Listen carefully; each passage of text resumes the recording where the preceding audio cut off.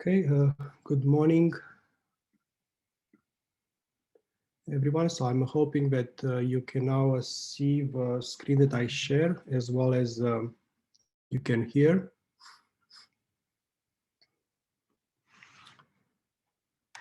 Okay, so in case you haven't checked, I posted the first assignment. Like I said earlier in my previous class, some of the questions are very difficult. While I'm talking today and in the future lectures, I'll try to provide some hints for the questions. Okay, as well as if you want to slow me down or if you want to ask questions, please try to use the chat. I see that you can hear me. I see that you answer that, so thank you for doing that. Okay, so again, if you feel that something that I say needs to be explained again, there is no rush. I'm more than happy to come back and explain it again. Okay, so assuming that we are now ready to start, so I'm going to continue with real numbers. We said something about real numbers in the previous class. Today I'm going to say more. There are some questions in the assignment which involve rationals and irrational numbers. They do play a very important role, so it's obviously a good idea to understand them. So let's make a title. Let's start with real numbers.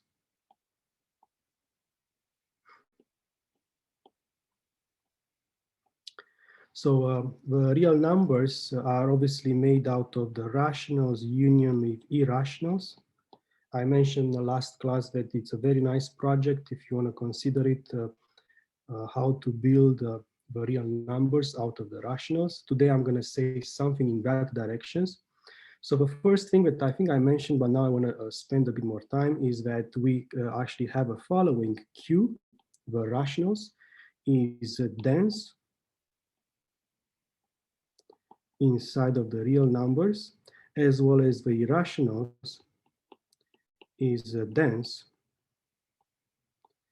inside of the real numbers. And now I'm going to explain meaning. So what does this mean?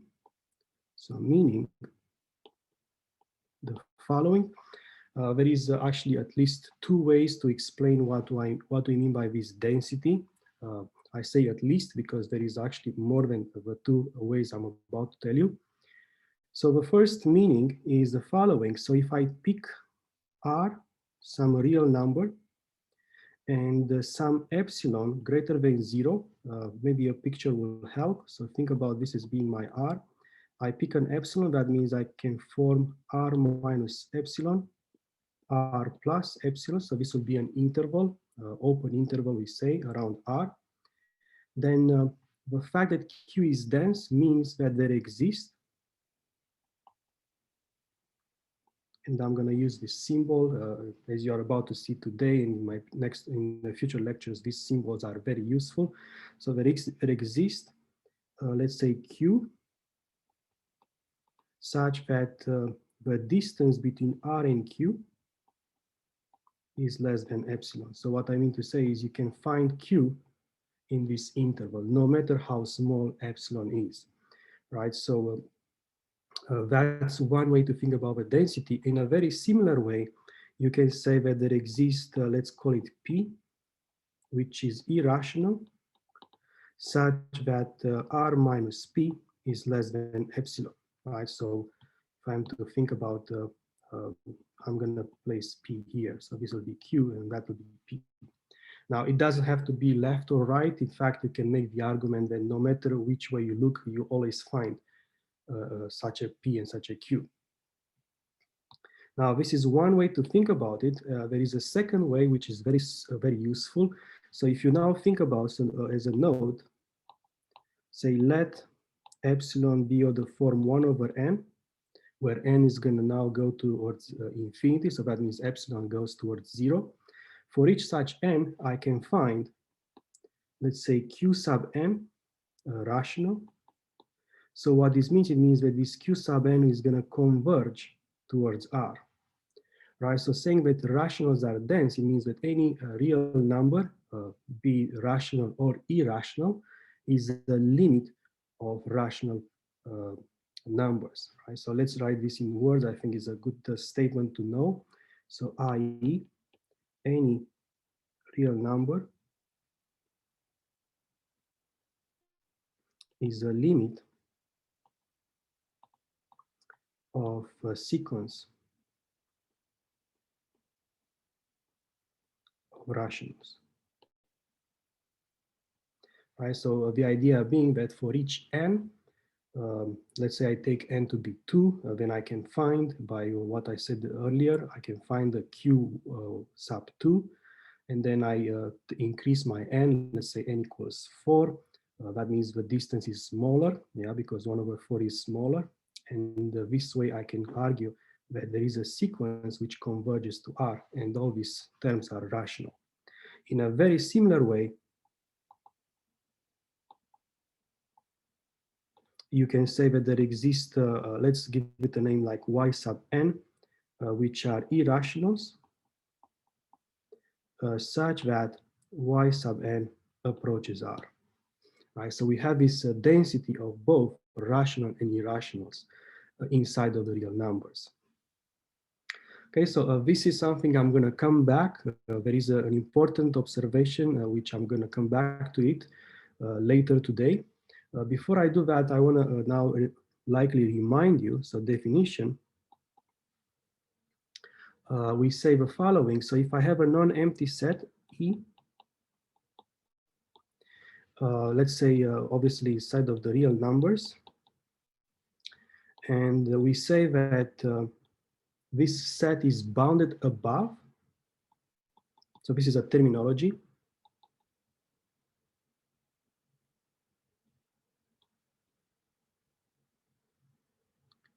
In a certain sense, once you see this terminology, you kind of guess by yourself what I really mean.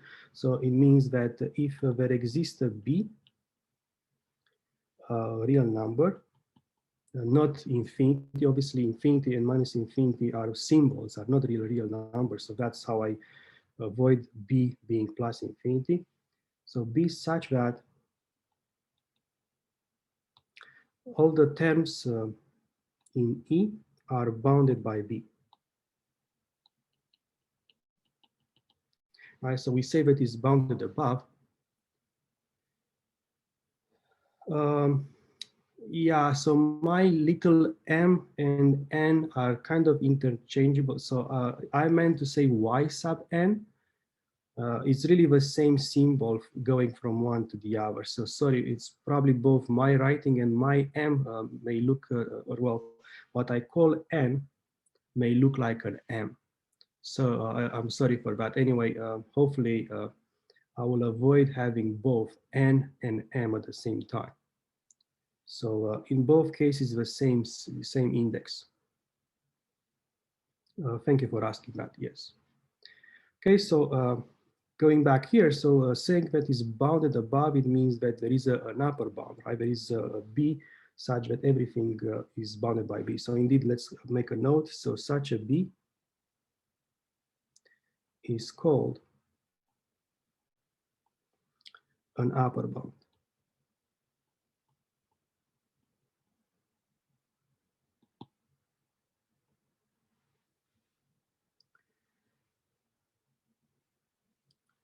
Okay, so now what is going to happen is a very important definition that I'm about to make, very important for real numbers. But before I make the definition, maybe I should explain a little bit. So imagine that my set E looks like this. And what we said so far is that is bounded above, it means there is a B which dominates everything inside of E.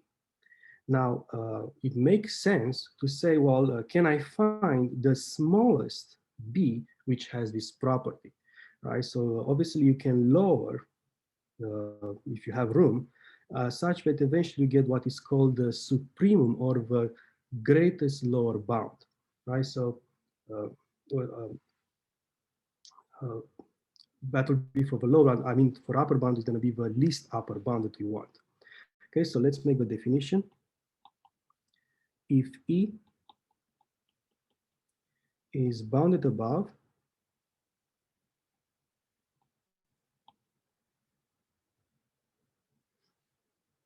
then an upper bound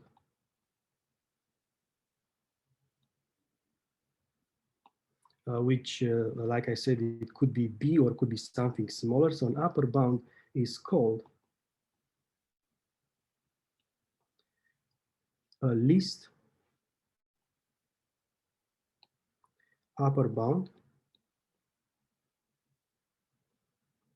meaning that I'm looking at the smallest upper bound there is.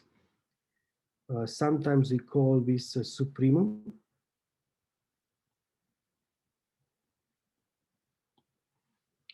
Of E.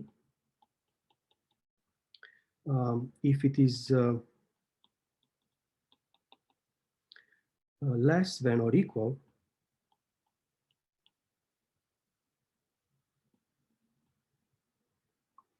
to any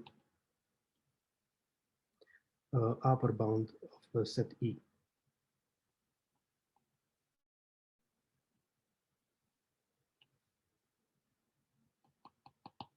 Okay, so the first important question is, does it exist, right? So let's say we have this upper bound, like I said here, B. You can imagine some upper bound, let's say B sub 1 and so on. Does it exist? That's a very important question, and it turns out that that is equivalent. So that's a property of the real numbers, and is equivalent to what we call the completeness of the real numbers. So it's a very subtle fact that indeed such a supremum, we say, exists.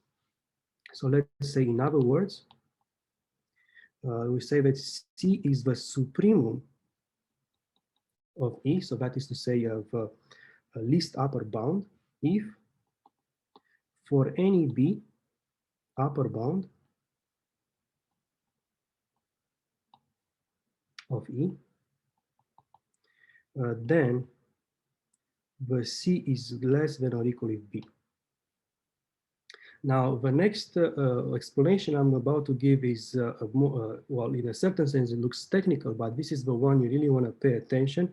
That's what you really want to use for, let's say, problems, when you solve problems with supremum. So in other words, for any epsilon greater than 0, so now I'm going to bring the picture again. So if I think about my set to be E, this is going to be my C, this is going to be my B. So C is going to be the supremum. So for any epsilon greater than 0, there exists E inside of my set such that E is greater than C minus epsilon. So what I mean to say is the following. So if I have a supremum, and if I subtract some small epsilon, this will be C minus epsilon, then necessarily there is something in the set which dominates C minus epsilon. Right? So in other words, C is really the least upper bound. Anything smaller is no longer an upper bound. That's what we are trying to say here. This particular statement is very useful when we talk about the supremum or the least upper bound. Now, as an observation, not very hard to check, is that if a supremum exists,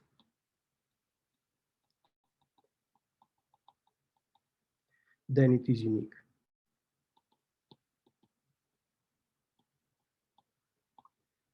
Okay, so I'm not going to say too much about it. I'll just say that, well, you can assume you have two such supremums, right? So let's say C1 and C2. But then if they are distinct, then obviously one has to be greater than the other. And then that would be pretty much the end of the discussion, right? Because then if you have C1 less than C2, then that means that C2 is no longer the least upper bound. So the uniqueness is actually not very difficult. Now, in a very similar way, we can do the infimum. So I will just mention, so similarly, we say that if E is bounded below,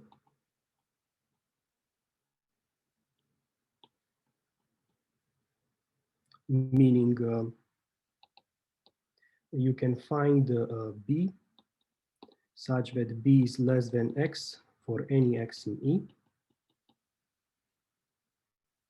then you can ask for the greatest lower bound.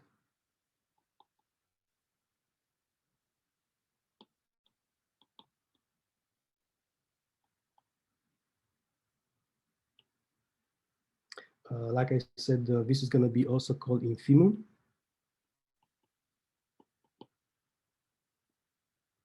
So everything I said about the upper bound can be now repeated, if you like, for the lower bound. Right, so let's say this is my set E. Now I'm talking about the lower bound, so this will be B. And then the infimum will be such that is greater than any lower bound. So that will be why we call the greatest lower bound. And now in terms of this epsilon description that I just told you about, so let's say the infimum again is going to be C. Then if I add an epsilon, so this will be C plus epsilon, and I can always find, so if I take epsilon greater than 0, and C is the infimum of E, then there exists E inside of the set such that E is less than C plus epsilon. Right, so in other words, any value greater than C is no longer a lower bound. Now, as a general observation, we should say that if I'm given a set E, the infimum may not belong to E as well as the supremum. Now, that's not to say that it's never going to happen, but in general, that will be the situation.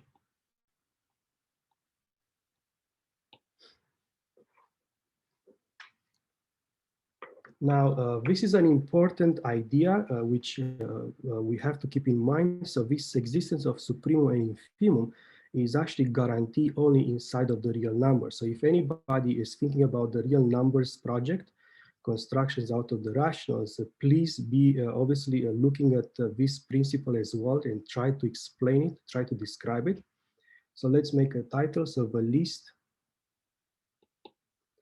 upper bound principle.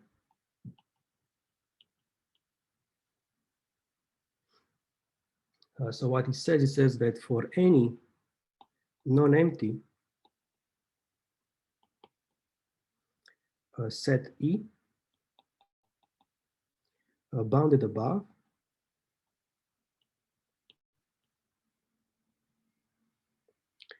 has a least upper bound.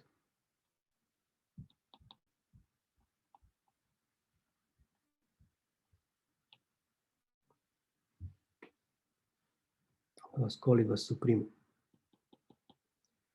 This is obviously what we call a principle that is satisfied by the real numbers. Once you have this principle, you can also deduce, so as a consequence, you can deduce the existence of the infimum as well. So let's just say that for any non-empty set E bounded below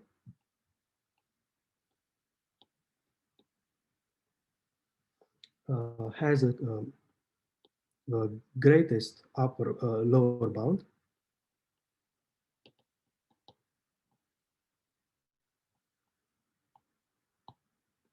or what we call infimum.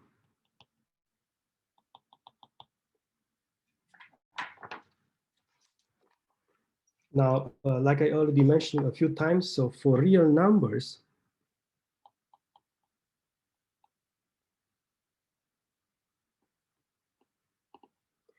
we have that this upper bound principle it does hold and is equivalent. So let's say that the upper bound principle is actually what we call equivalent. I'm going to say equal here with completeness axiom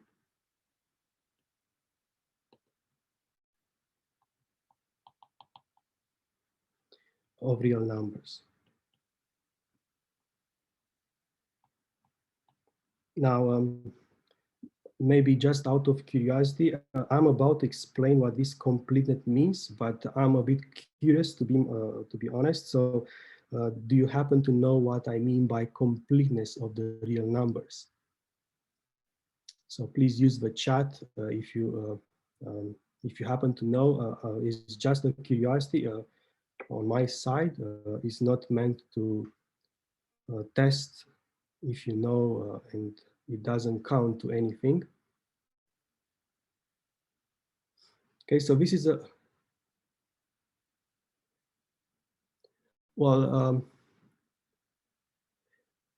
good try. Contains all its limit points. So that is a good try. That what it really means, as we are about to discuss later today, it means it's going to be a closed set, right? So it's in the right direction. I'm going to explain. So it means that any Cauchy sequence is convergent, right? So it's a bit stronger than that, right? So the completeness is a bit stronger, but that is in the right direction. So somebody mentioned it contains all its limit points.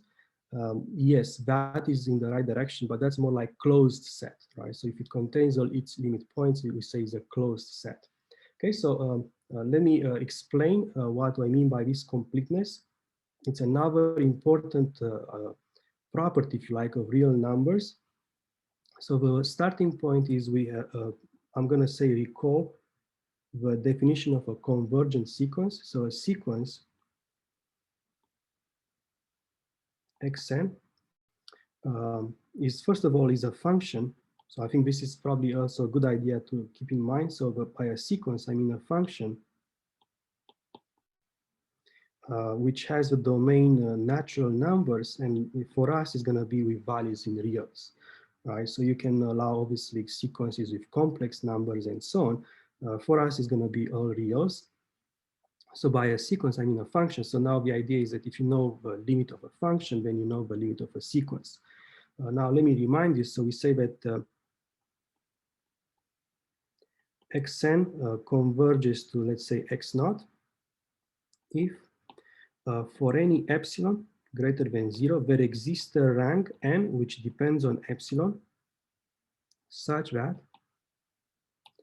if my n is greater than n epsilon, then now it's starting from some rank on, the terms in my sequence are within distance epsilon from my limit point. Now, I think I mentioned earlier, and I think this observation is a useful one for the question you have in the assignment regarding the continuity of the Riemann function. At least for the proof I know, in case you find a different proof which doesn't use the following observation, that will be fine. So the proposition says the following thing. So if I have a sequence of rational numbers, so that means Pn over Qn, so Pn and Qn are integers relatively prime.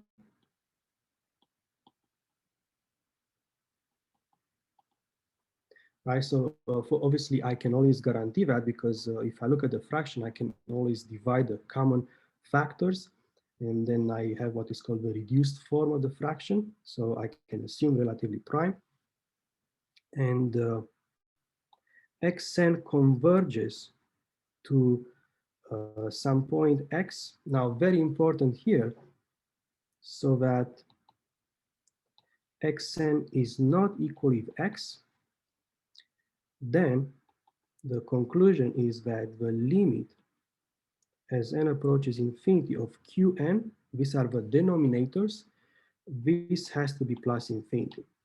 So again, like I said, this particular proposition, at least for the solution I know, when you study the continuity of the Riemann function, as well as the next function that comes together with the Riemann function, this plays an important role in the proof.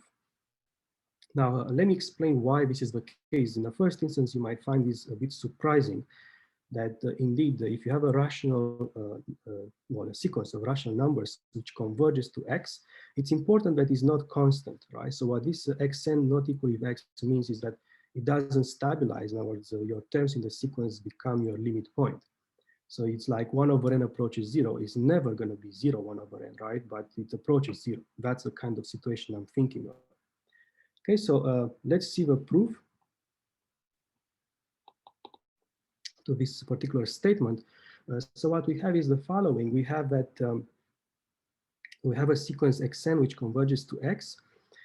And we want to argue that the limit of Qn is infinity. Assume by contradiction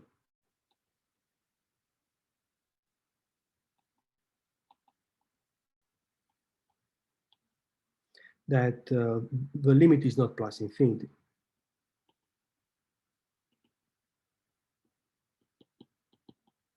Well, what this means, it means that Qn are bounded above, right? So Qn are bounded. And maybe I should also say minus infinity here is an option. So Qn are bounded. And this is very important for me.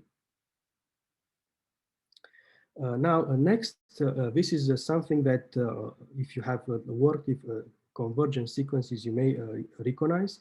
So if I have xn converges to x, then xn is bounded.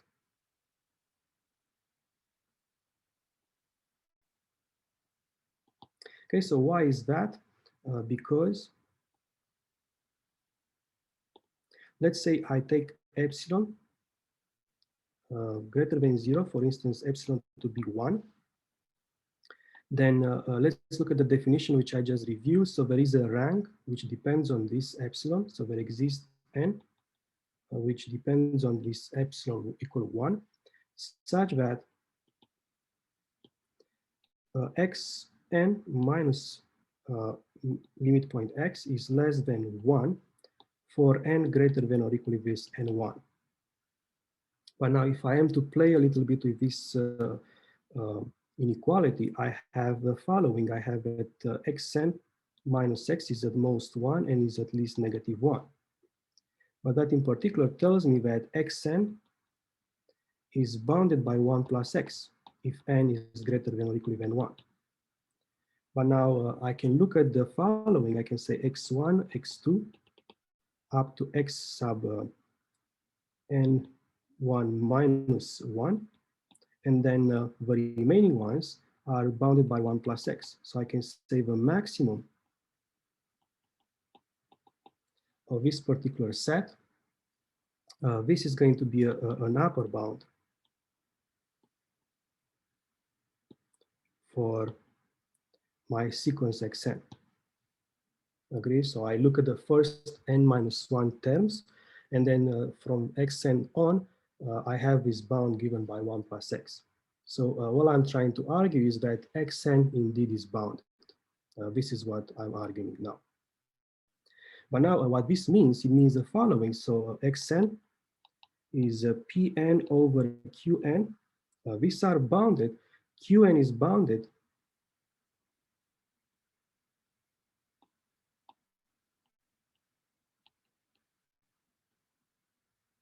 And I think we can deduce something about Pn. Okay, so somebody is asking, we choose epsilon to be 1. Can that be any other number, or it has to be 1? No, it doesn't have to be 1. That's a very good question. I chose 1 for the simplicity. You could choose epsilon to be 1 over 1,000. The conclusion will be very similar. It's just you may have a different rank. So this n might be a little bit larger. So indeed, in this argument, if I choose epsilon to be 1, or if I choose epsilon to be, let's say, 1 over 1,000, it's not going to be different argument. It's going to be just a different number of terms. Right? So you may end up with selecting more terms in this set that I have here, because your n might be larger. Right? So the idea is that the sharper epsilon is, or the smaller epsilon is, the larger the n. You have to go farther. Think about the sequence 1 over n. If you want to get within a distance 1, it's not difficult, but if you want to get within distance 1 over a billion, then you have to go very far. But that's a very good question. So it does not depend. Epsilon here is just a fixed number. Now, here is the question. If you answer this properly, it's going to be what I call a bonus. So I think I argue so far that, well, by assumption, Qn is bounded. Xn, which is this ratio of Pn over Qn is bounded because of convergence. Now, what can I deduce about Pn? Let's make it a bit easier. So what can I deduce about Pn?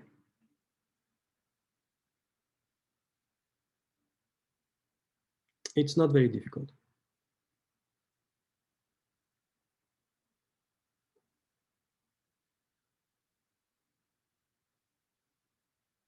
Good.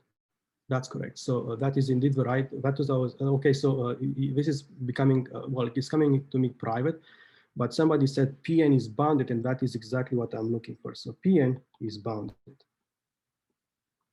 I think this way: if Pn was not to be bounded, then I can go forever, and then these ratios eventually will become unbounded, right? Because I can go with Pn as high as I want. Qn is bounded, so at some point that will contradict the fact that this ratio is bounded. Now, if this is the case, and this is a very important idea that you have to pay attention. So what I'm saying now is if I look at Pn, because these are integers, then they will belong to a finite set. So let's say it's going to be plus or minus 1, maybe 0 as well, plus or minus 2, plus or minus some m, which is the bound that I'm talking about. Q sub n, also these are integers, and they belong to a finite set. Again, plus or minus 1, maybe not 0. We don't want to divide by 0. Plus minus 2, plus minus, maybe I'll put another bound. It doesn't have to be the same L. But now what this means, it means that if I look at Pn over Qn, this belongs to a finite set as well. So I'm going to just say a finite set because it's going to be ratios of what I get for Pn and Qn. But now if you have your sequence, that means you have an infinitely many terms. If you select infinitely many terms out of a finite set, then what will be the conclusion? And this is again an answer. So if you can answer, this will be a bonus point. So Marija, I think you have a bonus point. I'll try to make a note of that.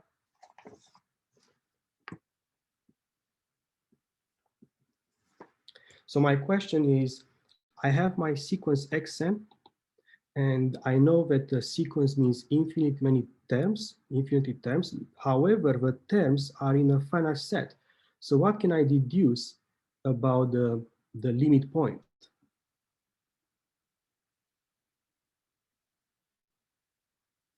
Let's take it as a special case. Let's say that this finite set is going to be just two values. Let's say 5 and 6. And I have an infinite sequence which takes only 5 and 6. What can you deduce about the limit? If it's convergent,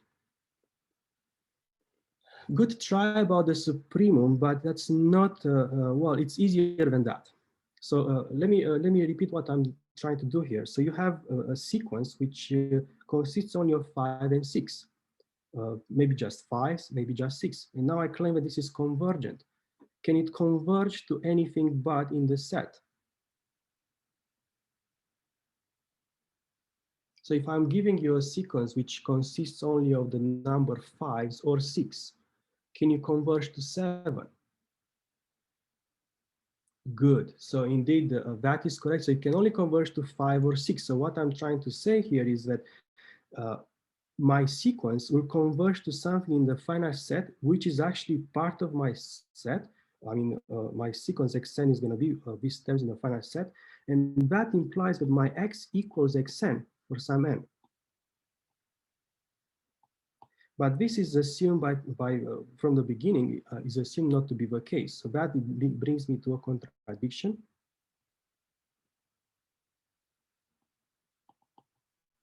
Which implies that indeed the limit of Qn as n approaches infinity is going to be plus infinity. So I'm also going to make a note. So I'm sorry if I'm not saying this name properly, but Lackwinder. is also having a bonds. Okay, so this is actually something that I hope, well, depends, you may find your own solution. I'm not suggesting there is only one solution to the questions I have in the assignment, but this is actually a useful observation for which, for my solution is actually very, very useful. Okay, so let me summarize. So if you have a sequence of rational points, rational values which converge, which doesn't stabilize, right? So what happens here is you want to make sure that your terms do not stabilize to the limit point. Then necessarily the denominator has to go to plus infinity.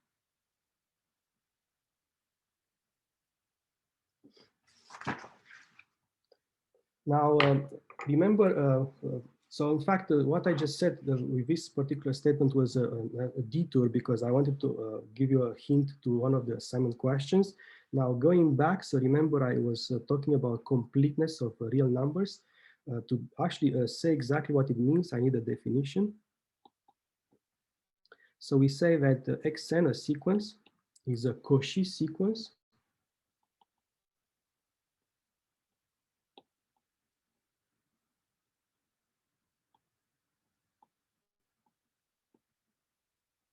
And this is a very useful concept. If the following is true for any epsilon greater than 0, there exists an n which depends on epsilon, such that if I have n and m greater than this n and epsilon, and I have to be careful here, so somebody was confused about my n and m, so my m is really that long. So I apologize, I hope I don't mix them up too much.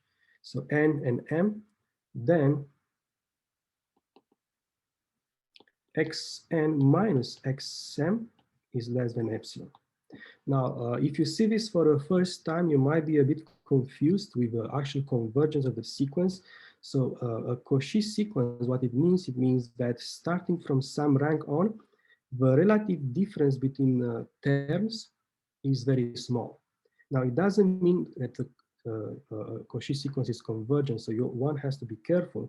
I'm not suggesting that. What I'm suggesting is that if you have a Cauchy sequence, it means that starting from some rank on, they are very close to each other.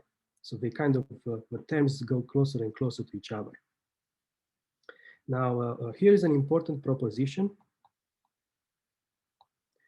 If Xn is convergent, then it is Cauchy.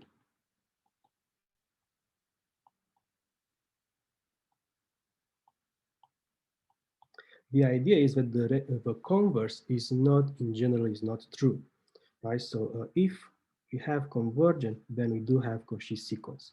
And the proof is not very difficult. It's actually a good way to practice the concepts of convergent versus Cauchy. So proof. So what is that we have? We have a convergent sequence, and we want to show that is Cauchy.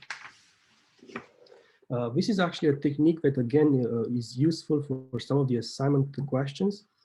We are going to say the following: use. So maybe I should start by reminding you. So recall Xn convergent, let's say to X, means that for any epsilon greater than 0, there exists an n epsilon, such that if n is greater than n epsilon, then Xn minus x is less than epsilon. And now the trick is the following. I'm going to use, in this particular definition, epsilon over 2. Right? So let epsilon over 2 be replacing my epsilon. Right? So it's like in terms of, instead of writing epsilon, I'm going to write epsilon over 2. Now you may say, well, what is epsilon to begin with? Is the one I want to use in my Cauchy sequence definition. So then I say for any epsilon over 2, there exists an n which depends on epsilon, such that once n is greater than n epsilon, I have xn minus x is less than epsilon over 2. And you'll see in a second why I want to play with epsilon over 2 versus epsilon. Because now I can say the following. For this epsilon that I just talked about, I'm going to say n and m, once they are greater than n epsilon, then I can do the following. I can say xn minus xm is the same thing as xn minus x plus x minus xm. So if you pay attention, what did I do? I just subtract and add x. Now I'm using the triangle inequality. So that's going to be less than xn minus x plus x minus xm. But now, because my n and m are both greater than n epsilon, I claim that this is going to be less than epsilon over 2 plus epsilon over 2, which is obviously going to be epsilon. So now this is a trick that is very common. If you see it for the first time, obviously you might be a little bit surprised. It might be even, close to being, I wouldn't say shocked, but just, amazed by the technique. But it's actually very, very common. So when you work with this epsilon delta, this is a very common trick. All right, so let me summarize. So what is what I do here? I know convergence, then I arrange with this epsilon over 2. Usually what happens is you go backwards. You say, okay, I want to show that xn minus xm is less than epsilon. I see this triangle inequality and I get this and this, but I don't like 2 epsilon, so that's why I'm going to move to epsilon over 2. Right, so it's a backwards usually. When you present the proof, it looks indeed very, very neat, but in fact, when you do the rough work, you usually go backwards. All right, so I'm trying to advise in case you are wondering how do you actually guess epsilon over 2. Sometimes it's epsilon over 3. Sometimes you may even see epsilon over 8. And you might come and say, well, how on earth do you come up with this? Usually it's going backwards. Right? So here, for instance, I see that I want this and this to add up to epsilon. Then I want them less than epsilon over 2. And that's how I actually do my reasoning. Okay, so what we want to say now to summarize again is that if it's convergent, then it is Cauchy. However, the implication the other way is not always true. For instance, inside of rationals, you can always find a Cauchy sequence for which you don't have convergence. So that would be probably something you want to try to think about. Now, definition. So let's assume that X is a set of real numbers. If any Cauchy sequence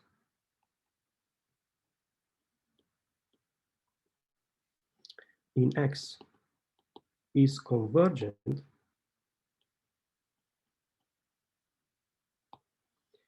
then we say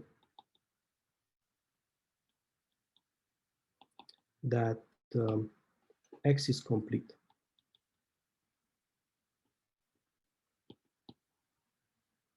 And this is actually a property that Q does not have. So note, the rationals is not complete. So in a certain sense, somebody mentioned about the limit points. That's in a sense the idea. So what you do, you take sequences in rationals. So this is actually in the line of a project about construction of the real number. So what you do, you take Cauchy sequences in Q, and you look at the limit points of these sequences. Now, what happens is you have to have also an equivalence relation. So you actually need to do a little bit more than that. But in roughly, the idea is that you add all the limit points that you get out of these Cauchy sequences. Okay, so now Q is not complete. On the other hand, R is complete. In fact, when you construct the real numbers in a proper way, this is really how you do it. You say you complete the rationals. Okay, so hopefully at least somebody in our group is going to think about these constructions of real numbers. It would be nice to see a project, at least one, maybe more. I think there are many important ideas, and it's not very difficult. Things will get a little bit more difficult, as you can imagine later on. Okay, so now a proposition. again about the real numbers. So R is an uncountable set.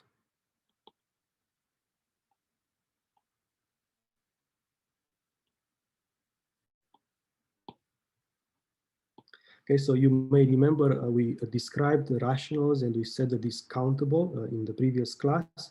Now we are about to see that the real numbers, in fact, is uncountable. So after you do a completion, what you do, you get an uncountable set. And based on this, if you think about Q is countable, R, which is basically you add the irrationals, is uncountable. That means irrationals are uncountable as well. Okay, so let's look at the proof.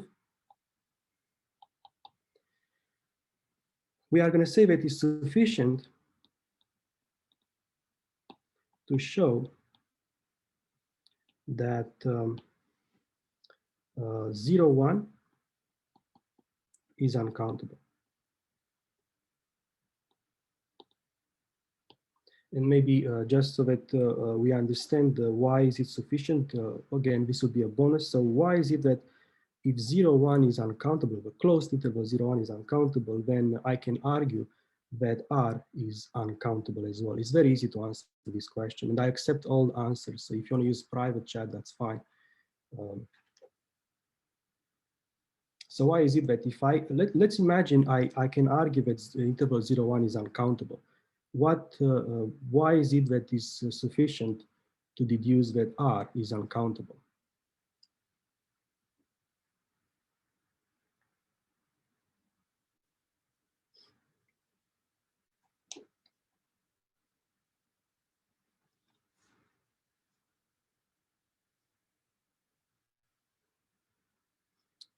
Okay, so what I wanted, okay, I think I see some answers.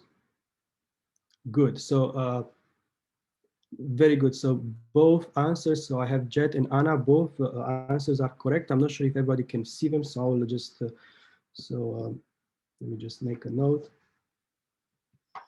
Indeed, so if you have a subset which is uncountable, then obviously, think this about this way, I cannot count it. So if I cannot count a subset, then obviously I cannot count a bigger set, right? So that is why. So indeed, since 0, 1 is a subset.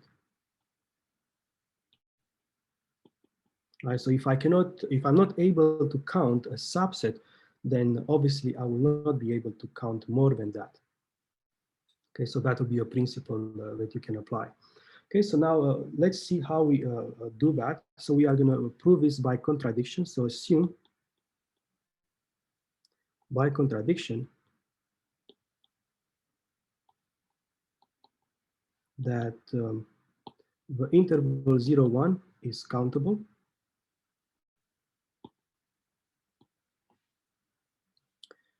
The idea being that either is countable or is not countable, which means is uncountable. Now you'll see why I want to restrict myself to 0, 1 is because now I can represent my, let's say, my numbers between 0, 1 in the following form. So if x is in 0, 1, then I have this decimal expansion. X is 0, then I have A1, A2, and so on. Well, obviously, this A1, A2, and so on are digits,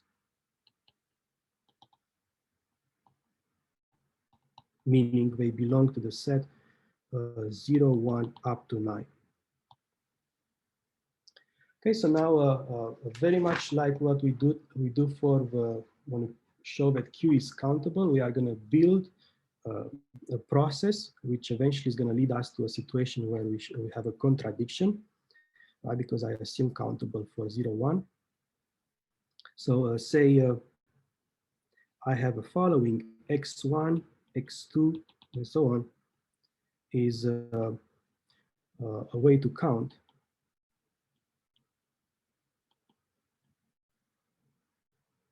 All numbers in 0, 1. So what I'm going to do is I'm going to list them. So here's how I'm going to say it. So x1 is a point A11, A12, A13, and so on. Notice that the index here, the first one tells me that I'm talking about x1, and then the second part of the index tells me that I'm obviously looking at the second, third digit, and so on. Now let's list the next one. So it's going to be x2, so it's going to be point A21, A22, A23, and so on. And let's do one more. So x3 is going to be point A31, A32, A33, and so on. So that will be, by assumption at least, a way to count all the numbers, all the real numbers between 0 and 1. And now we have the following proposal. We want to construct a new number. Now, obviously, the moment this looks like a wishful thinking, right? Because in a sense, I already assume all the numbers are being counted between 0 and 1. But I'm actually proposing that there is a new number, and I have to justify that indeed this is a new number. Let's call it y is point. Now what I'm going to do is I'm going to say A1, A2, A3, and so on. And now I have to be precise and say, first of all, what is y? And then why is it that is a new number? All right, so these are two important steps. So first of all, A1 is going to be equal if 3 if A11 is even. So what I'm going to do is I'm looking at the very first term here. And I say, well, if this A11 is even, then when I build my y, I'm going to put 3. Notice that that makes it different, right? Because 3 is odd. Now you may say, well, what if A11 is an odd number? Well, in that case, I'm going to say A1 equals 4 if A11 is odd. So what this tells me, if you think about it, it tells me that this y is not going to be the same as x1. Now, how do I continue? How do I proceed with the next one? So for instance, for A2, I'm going to say A2 equals 3, and maybe I can let you guess if A22 is even, right? So my goal is to make them different. A2 equals 4 if A22 is odd. Now the goal of this is that y is not the same as x2. Now this now can be extended. So I can claim in general that my construction of the AI is going to be 3 if AII is even, and AI equals 4 if AII is odd. And what this will guarantee is that y is not xi. And in fact, I can claim that this is for any I. That's really the important part. Now, obvious questions that people may have here is, what is with these numbers 3 and 4? Is it anything special about them? And the answer is no. As long as I pick, well, something that is off. Now, if I have even here, I want something odd. There is nothing special about the number 3 and 4. However, I have to choose a number, right? I have to make a choice. So that's why I make this choice. Now, trying to continue. So far, I think this shows how do I construct this new number. I claim it's new because it's not going to be any of the xi's. Now, how do I get my contradiction? I should actually argue that this y is in 0, 1. Right? So now note, y does belong to 0, 1, and y is not equal with xi for any I.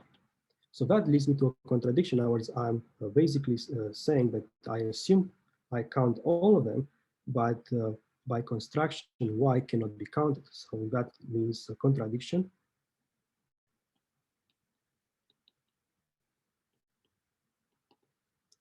That the interval 0, 1 is countable.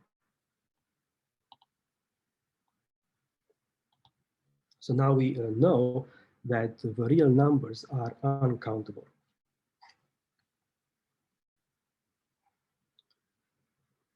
Okay, so now next I want to move on to what we call the topological concepts. This is actually going to be most of the time restricted to the real numbers. However, many of the concepts do extend to more general setting. So let's just call this topological concepts in the real numbers. Let me just say as one important concept I want to talk about is what is called a compact set. Most of the preliminaries, if you want, are towards introducing this concept of a compact set, which in my view for um, studying continuous function in general, it plays a very important role. Okay, so let me start by first telling you what is an open set. So definition. Like I said, this definition is going to be given for the real numbers case, but it can be easily extended to more general setting. So a set G in R is called open.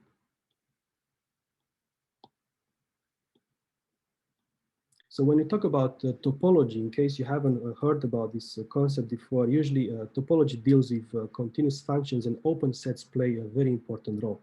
Open and closed sets, which I'm going to describe later. So it's called open if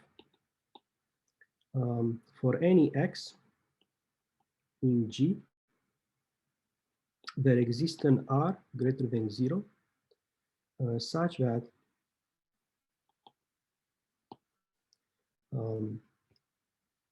we have a following property for any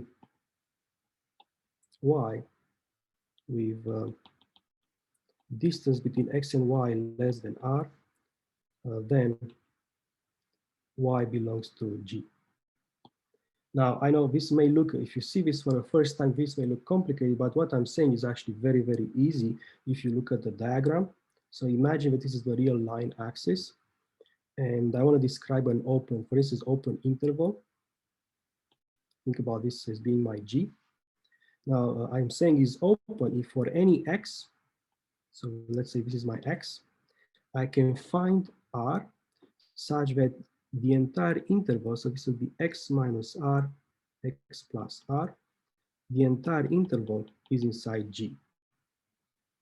Right, so when I'm looking at this particular property here, I'm basically saying anything, maybe I can use a different coloring. So this is going to be where y is, right? Because x minus y is less than R, y is going to be in this interval. So this is something that is characteristic for open intervals and is being extended for open sets, right? So we say that it's an open set if it has this property.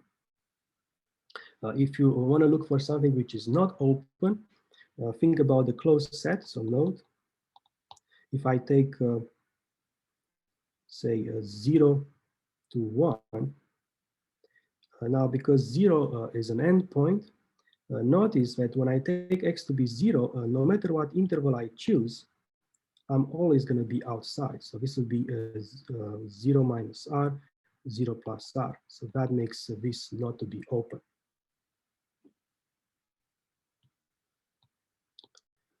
Now, there is another way to describe, and these are a useful way to think about. So we said that a set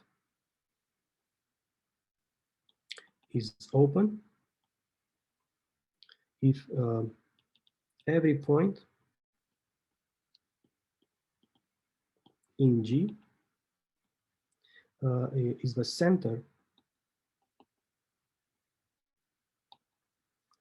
of some open interval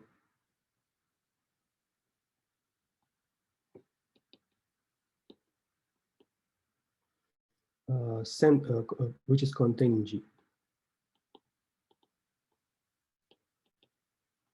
So if you now look at the picture that I have here, what I'm saying is a set like G is open if for every point, in this case x, this is the center of some open interval contained in G. In the example which I showed where it's not an open set, you see that 0 is not the center of such an interval, right? So that will be another way to think about an open set. Now there is another one which is sounds a bit fancy, but it's part of the terminology, which is really a translation of what I said earlier. So we say that a set is open if each point in the set is an interior point.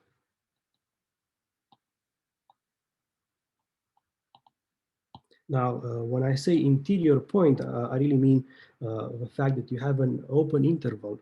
So when I say the center of some open interval, this is really saying that is an interior point.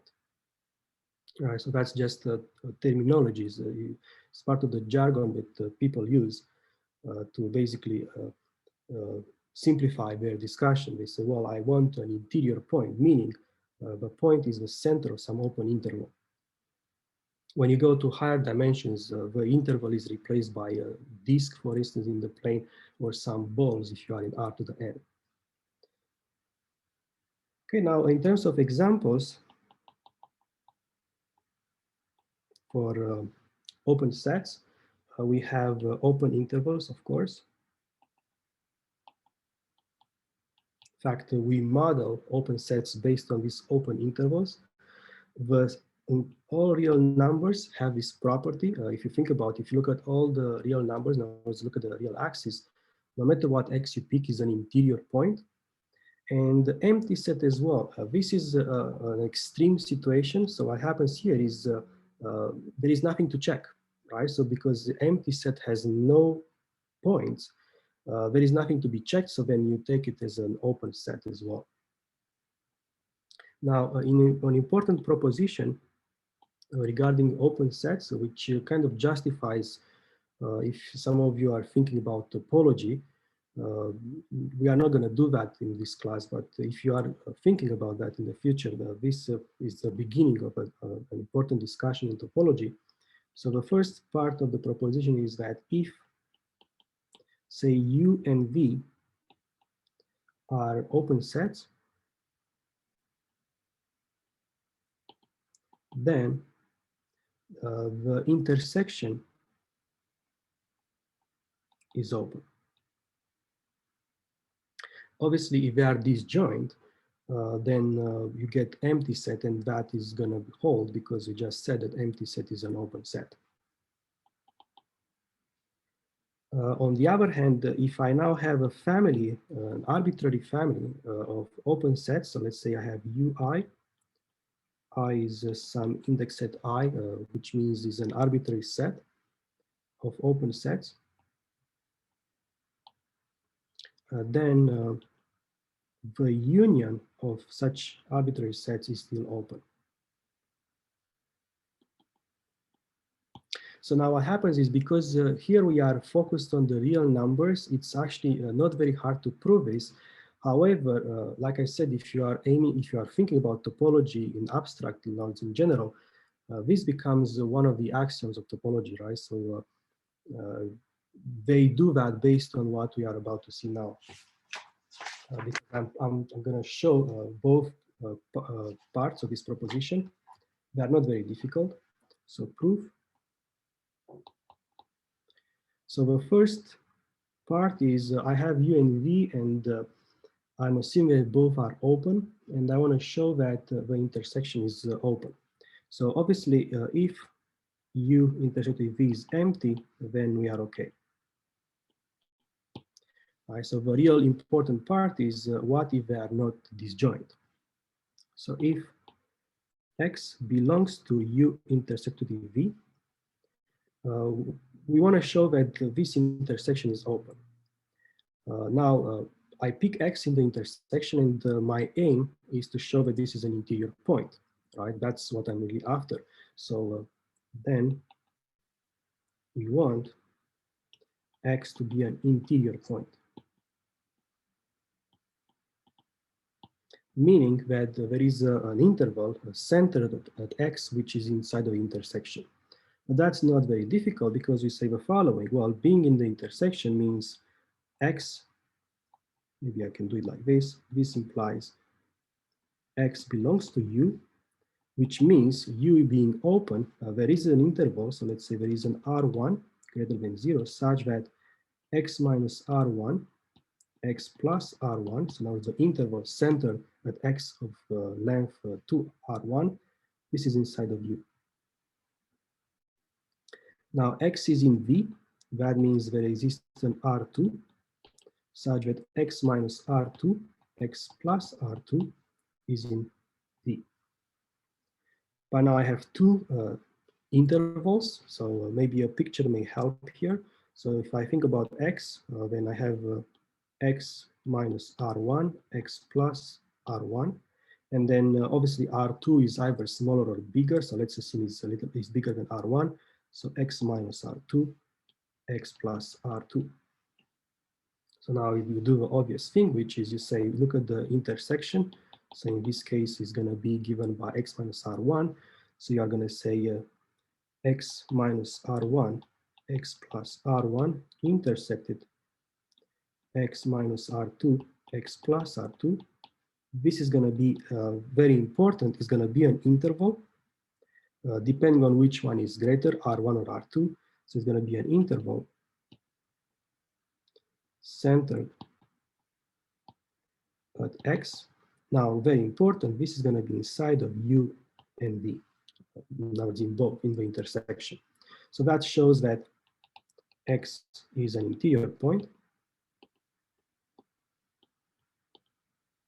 of the intersection of U and V. There is nothing special about x, so every time I have a point in the intersection, I can do this argument again. So that shows that U intersect with V is open. Now, very important here is that I have to restrict myself to finitely many. So when I do intersections of open sets, only finitely many, right? So I can repeat this argument, let's say again, with another open set, let's say W, but I cannot allow infinitely many, and we are going to see an example for that. So very important that intersection of a finite intersection of open sets is still open, right? So note finite intersection of open sets is still open. Maybe since I think some of you likely are curious, what is it that makes me only say finite, not infinite?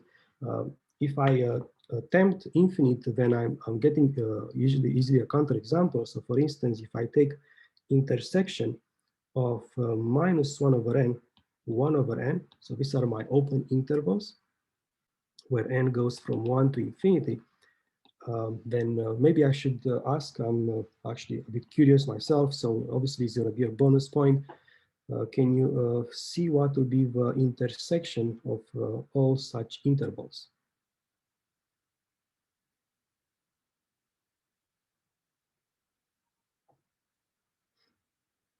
You can actually try to picture it, right? So there are two possible answers. So if you try to kind of use your instinct, there are two possible answers. Now, because I'm suggesting that this is not going to be open, I think you can ignore one of the two possible answers.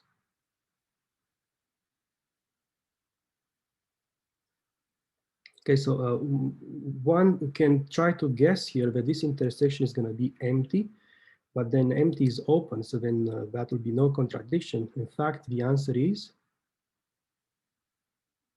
you can show that 0 is in all such intervals, right? So in this case, you get 0, and this is not open. Right, so if you are, like I said, if you are thinking about studying at some point topology, I think this is a good way to start thinking about, because when you are presented with the axioms of a topology, you will see that it says intersection of finitely many open sets is still open. Now this explains why you have to restrict yourself to finitely many. Now part 2 of the proposition that I want to prove is we look at arbitrary union of open sets. So we want to show that this is still open. So let's say we have a union of ui, where I is in some index I. We want to show that this is open. Okay, so the same idea. So remember I said you are going to show that any point here is going to be an interior point. So let X be inside of this arbitrary union. Then we want X to be interior. It's actually very easy if you actually understand the concept that I introduced, which is the open set concept. This is very easy. So what happens is if it's an arbitrary union, well, obviously it has to be at least in one of the sets. So let's say X belongs to U sub 1 or some other open set. But now because U sub 1 is open, then this implies that X is interior of U sub 1. Right, so in case you want me to, well, in case we want to use the previous description, i.e., there exists an R such that X minus R, the interval X minus R, X plus R, is inside of U1. But any open set is going to be inside of the arbitrary union. So that basically shows that X is interior for the arbitrary union.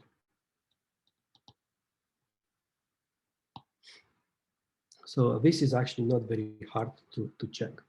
Now, the next result should help you with another question you have in your assignment. I think it's one of the first few questions. Something about you have a collection of open sets and you want to show that it's countable. So here is a statement. The proof, when I describe the proof of this statement, you will see something that should help you. So it says the following: for any open set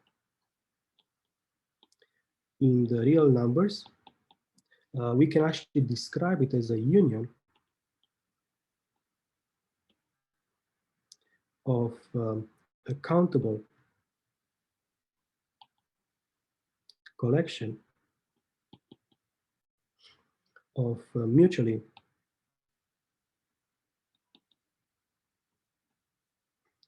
disjoint open intervals.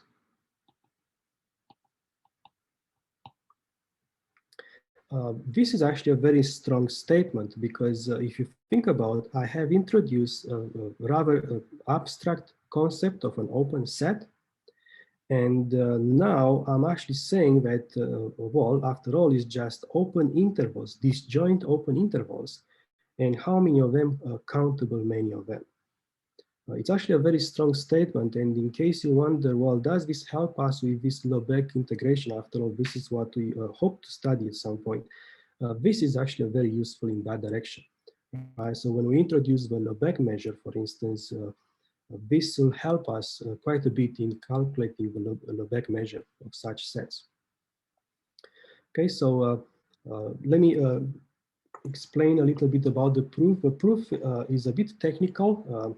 However, it has nice ideas, and in particular, one idea will help you quite a bit in terms of your assignment. So let's look at the proof. So what I'm going to say is, I'm going to say let G be open in the set of real numbers, and let X be some point in G. Now, we know that X has to be interior. That means there exists a Y less than X such that this interval Yx is in G. Right, so this should make sense if you have paid attention, right? So X is interior, so that means there is an interval centered X, so that means I can find Y such that Yx is in G. Now we have a following proposal, we say let A be the infimum of all such y such that the interval yx is in G. Now, first of all, it's very important that we know that the infimum exists if it's bounded below. So we have to probably first say that this set of y's for which yx, this interval is in y, is going to be bounded below as long as minus infinity is not part of G. So let's just say note, if minus infinity does not belong to G, then the set y for which yx belongs to G is bounded below. So then I can obviously say that I have such an infimum and I'm going to call it A. Now, in a very similar way, I'm going to introduce B to be the supremum of Z for which the interval xz is in G. Now, again, I have to exclude the case where plus and minus infinity belong to G. So note, if plus infinity does not belong to G, then this set Z for which xz is in G is bounded above.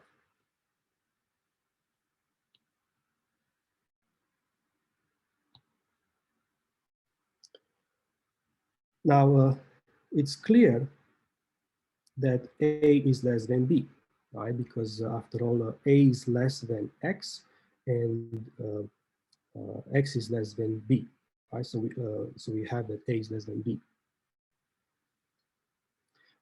However, as you can see from these two nodes, it is possible that A and B are plus infinity, right? So note, it is possible that A is minus infinity and B is plus infinity.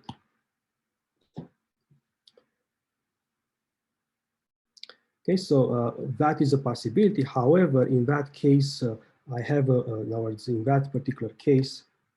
So if A is minus infinity and B is plus infinity, then my G is going to be just minus infinity plus infinity. So that means it's going to be just one open interval. So then I'm okay with that situation. Now let's look at the case. So assume G is not all the so it is not all the real numbers. In other words, either plus or minus infinity do not belong to G. Okay, so now there is an interesting construction. So we are going to do the following. Let I of x be this interval AB. So what is it I'm saying? I start with x, I produce A and B, which are the infimum, well, by constructions is the infimum of y's, which have this property, and the supremum of z. And now basically I'm assigning to each x in G an interval of the form A comma B. Now if, and this is actually probably the most delicate step. So if B belongs to G, then there exists an R. So remember, G is open, so that means B is interior. So there exists an R greater than 0, such that B minus R, B plus R is going to be in G. Now, I'm curious if you can actually see that means something about B. So I'm gonna remind you here. So B is supposed to be the supremum, right, of all Z, such that xz is in G. Do you see a contradiction here?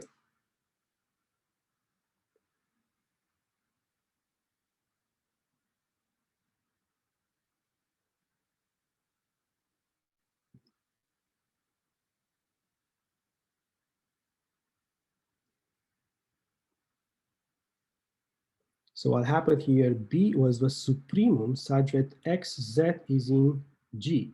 Now, if you think about, you have, maybe I should use a picture here. So this is my X, this is my B. Now, if my B happens to be in G, then I can push a little bit higher, so I can go with B plus R. So what this means, good, very good. So okay, so it's private. So indeed, Katia is right. So very good. So indeed, what happens here is that this shows that we are contradicting the supremum. Right. So let's write that. So let's write down that. So that means um,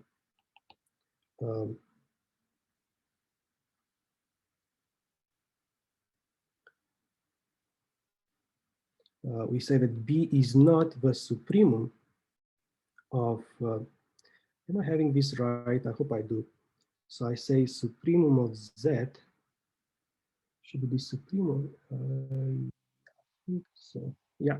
So supremum of Z such that XZ is in G. So that would be a contradiction to this. So that shows indeed that B is not a supremum. So that tells me that indeed B does not belong to G. In a very similar way, A does not belong to G, right? So I use a very similar argument. By that I mean if A belongs to G, right? So think the other way around. So this is going to be my X, this is going to be my A. If A is in G, then I can go below that with A minus R, and then that means I'm contradicting the infimum. So that tells me that A is not in G as well. Now, almost done. This is really the argument that you want to pay attention in terms of your assignment. So first of all, if X is different from Y, so now I have two points in my G, then this interval I of X versus the interval I of Y either is disjoint or I of X equals I of Y. So what am I saying here is, so if you think about 2 points X and Y, they have, by construction that I said, we have some intervals. Now, if these intervals are disjoint, now there is a separation here, so something is missing from my G, then they will be disjoint. However, if there is no separation between X and Y, in other words, X and Y belong to the same interval, then they will have the same infimum and the same supremum. So that means I of X equals I of Y. All right, so these are the two possibilities with respect to X and Y. So now what I'm going to do is I'm going to say that let I of X, where X is in G, a collection of open intervals.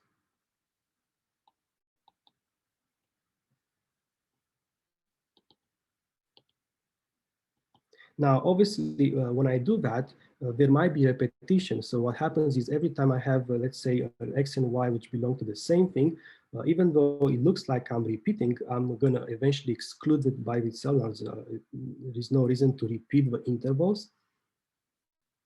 Now, what I claim is that clearly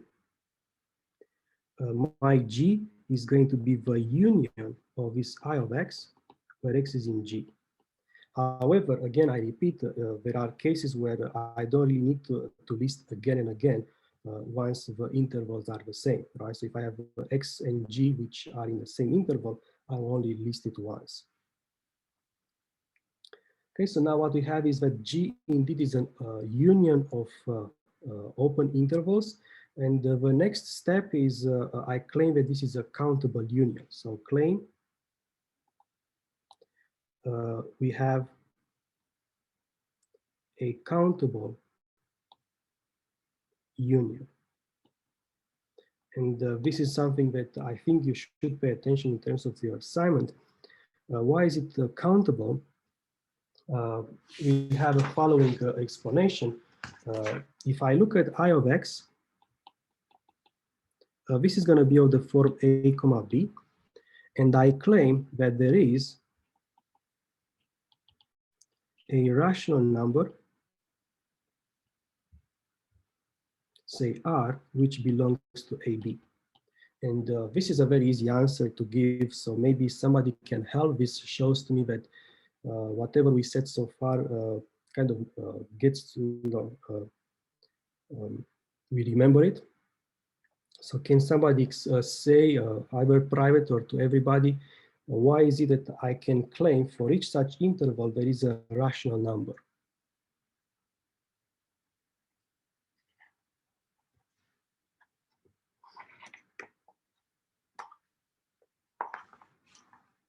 Good, very good. Indeed, that is correct. So by density, uh, so indeed, we know this by density. So what I'm actually now claiming is that from this intervals I of x, I can now assign a rational number. And notice that if I have a different interval y sub y, now either is the same as I of x, we discussed that, or is going to be disjoint, then I'm going to assign a different rational number. So let's call this R1 and this R2. Then R1 is different from R2 if I of x is disjoint from I of y. Right? Because these rational numbers, when you talk about density, they will be actually rational numbers inside the interval. So what I'm saying is that we have a function. So this brings us to a function. So there is a function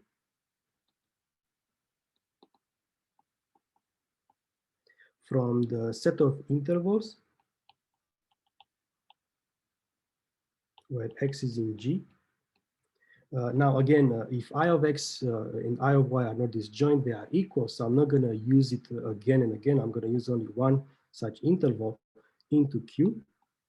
And now this function is going to be one-to-one because I just explained if I assign R1 and R2, this will be necessarily distinct. So this is going to be a one-to-one function. So now what I have is a one-to-one function from my set of intervals inside of Q. Q is countable.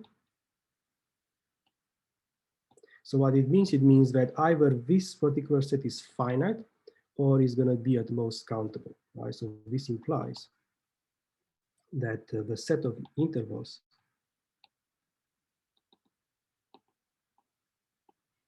I of x is either finite or countable, infinite countable.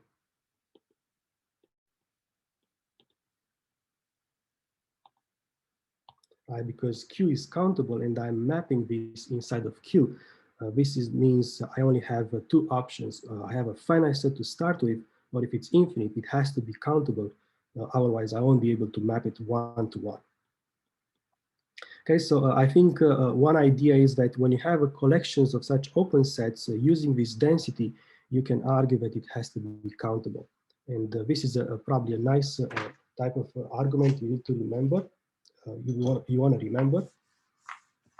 Now, I think I mentioned open sets so far, but there is also this concept of a closed set. So let me define formally what it is. So by definition, a set F is called closed if it is the complement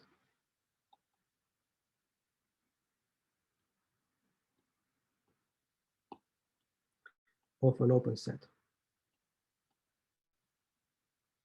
And notice that this is actually quite a general statement. It doesn't have to be just for real numbers. So many of the statements I make actually can be done in a very abstract setting. However, for us here is we know what it means to have an open set inside of real numbers. So the complement is going to be a closed set. Okay, so now as an example, if you take AB, this is going to be closed because the complement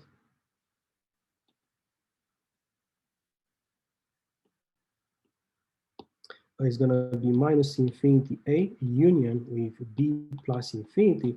And you can actually show that this has the property that any point is interior, so then it's open. Right, so the way it goes is you say, okay, I'm looking at minus infinity to A, open at A. Then I show that any point in here is interior.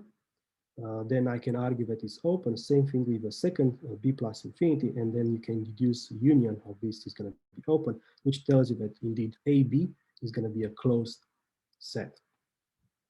Now, in terms of properties,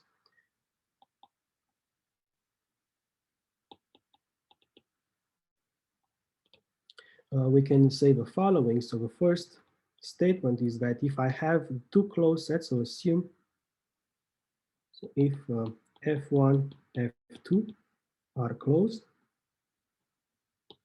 then the union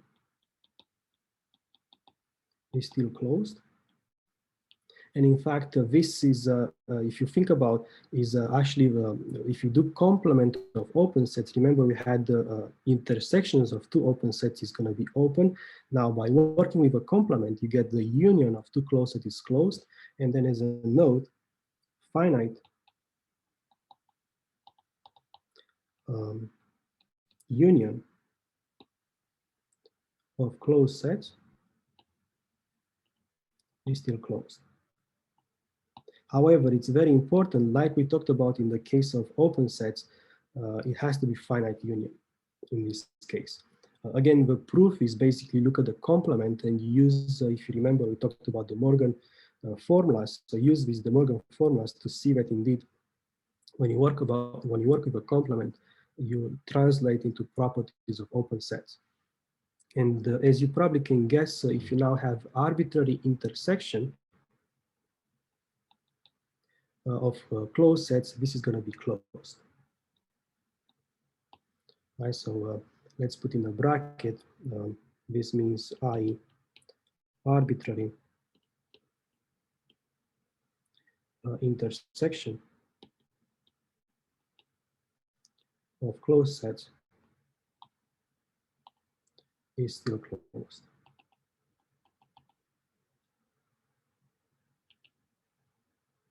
Again, maybe I'm not going to say the proof. I'll just say that use complement of a set, right, which is x minus a, and then translate everything into the previous property we showed for open sets, right? So use the complement to prove this particular property.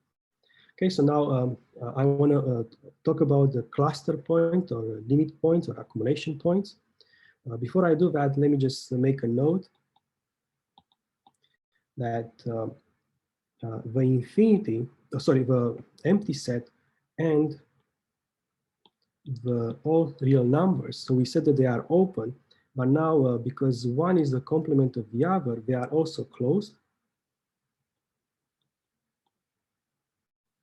So what we see here is basically is that the empty set and the entire space, they are both open and closed, so that is possible. However, the open interval at 0 and say closed at 1, so if it's open on one end and closed on the other, is neither open nor closed.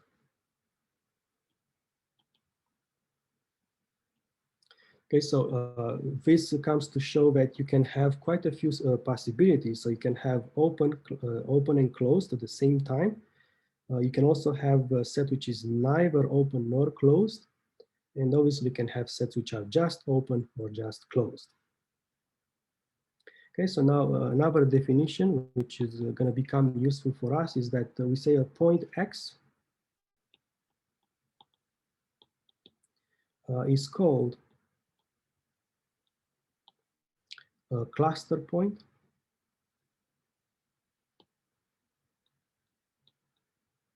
or sometimes we call accumulation point.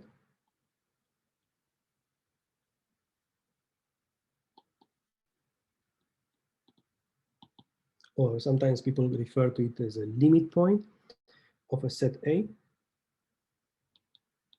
if for any r greater than 0, there exists a y inside of A. Y is not the same as X. So I'm really defining what it means for X to be an accumulation point or a cluster point of a set A, such that the distance between X and Y is less than R. Right, so what do I say here is for any R, that means no matter how close I want to be, I can always find Y in my set, which is within distance R from X. Okay, so now the proposition is that a set F inside of, say, a real numbers is closed if and only if it contains all the cluster points.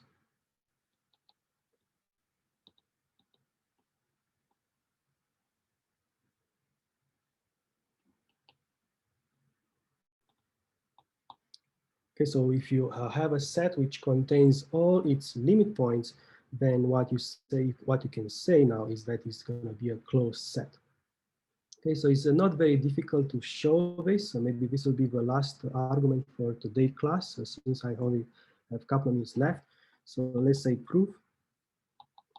Because it's an if and only if, I need to go both directions. So let's say I start with the first, let's say we assume contains all the cluster points and we want to show that it's closed. So let's say this direction. So assume F contains all cluster points. Now, what is it we want to show? We want to show that F is closed.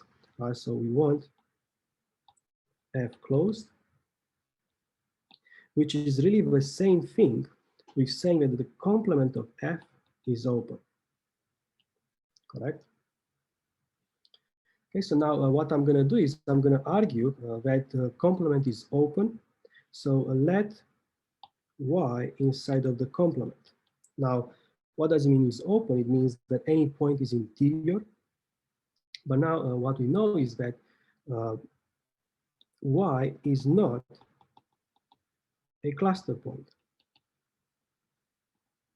Why do I know that? Because, well, F contains all the cluster points, so that means in the complement, they cannot have a cluster point.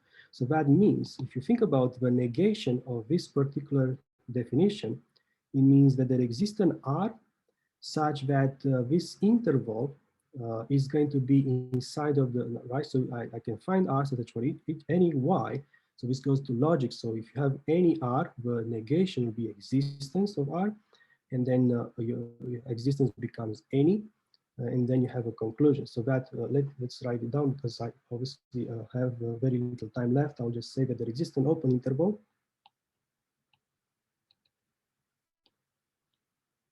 Let's call it I, such that Y belongs to I, and this interval does not intersect F. Right, so let's think about what I'm trying to say here. So I have my set F, which has all its cluster points. Y is not a cluster point, so that means there is an interval which does not intersect F. But that means the interval that I'm talking about is going to be in the complement of F, which implies that Y is an interior point of the complement, which shows that the complement is open.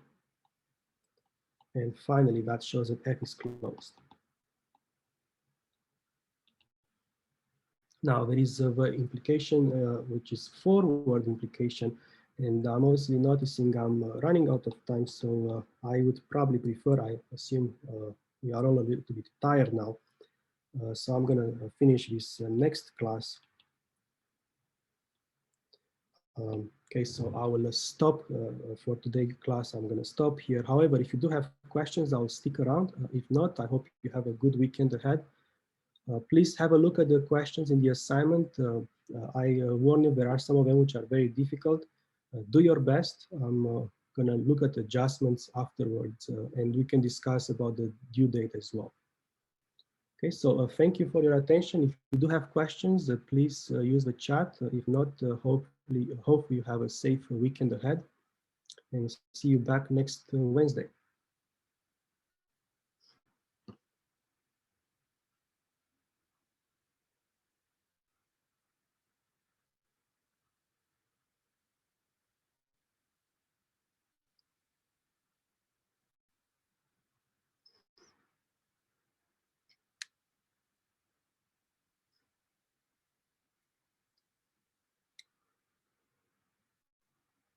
Let me know if you are waiting to ask a question,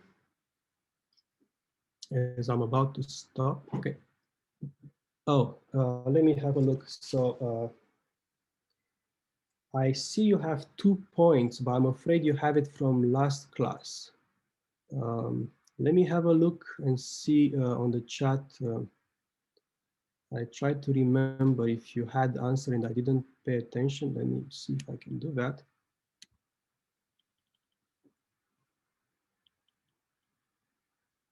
Oh, I see. You did answer. So yes, I'm gonna add a point. I see that you talked about no limit points. Oh, but that is not really okay. So now I'm looking at what you answered. That wasn't really what we were talking about. So okay, unless you have, yeah. No, for the final set, you said there is no limit point, but that wasn't correct? So you have only 2 points from last time, but no points added today. Agree?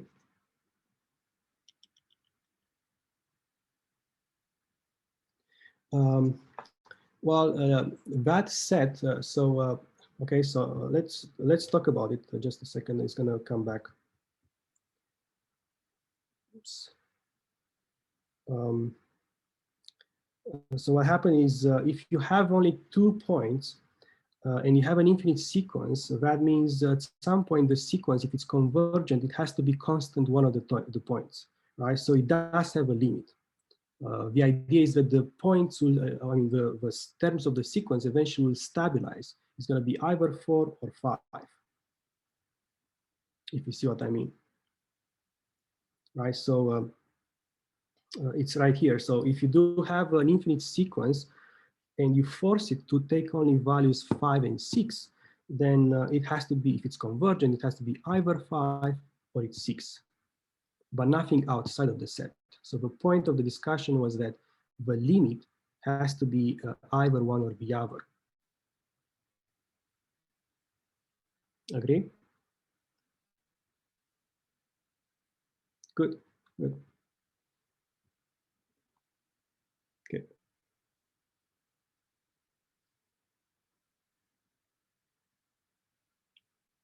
You too. Yeah, have a nice day. Bye now.